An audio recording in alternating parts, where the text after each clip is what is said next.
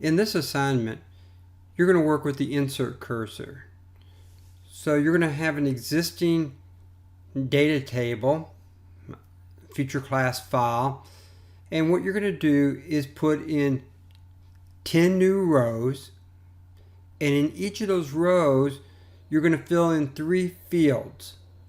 So you're going to end up putting in 30 items.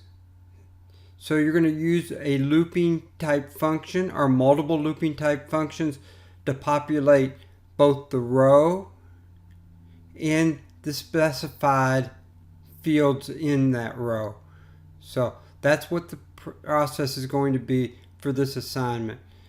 Just send to your instructor the results so that they can confirm that you have inserted things properly along with your Python script, and that is all that's required for this assignment.